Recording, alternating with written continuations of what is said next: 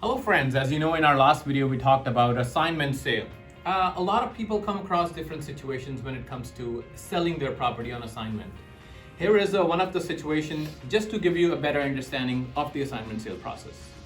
Hi Poojan, how are you? Hey Rajni, how are you? I'm good. You remember I spoke to you a couple of months back mentioning that I bought a property in pre-construction 2 years back? Yes, you did. Yeah, so when I bought it, I thought of keeping it, closing the property, but now as the scenario have changed, it's a different market, I'm thinking of selling it off instead. Okay, before we do that, let me just go through a few things just to Sure. make sure.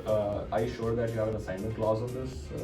Well, honestly, I don't know what does that mean, but I remember builder mentioning that if I don't want to close it, I could sell it. Okay, then let's assume that you do have an assignment Okay. clause on that. Second question would be, do you know when the closing date is?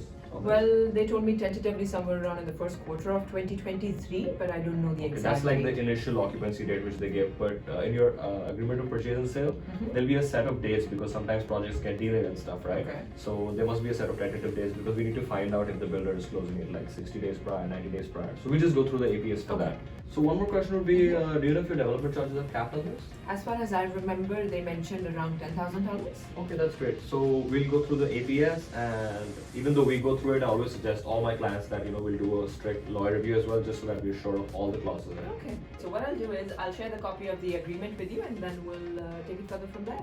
Sounds good. All right. So guys, this was one of the scenario a lot of us come across. Now at the time of purchasing any pre-construction property, there are a few things to keep in mind. Number one is always get the agreement reviewed by the lawyer. Number two is assignment clause. Make sure there's an assignment clause in the offer itself.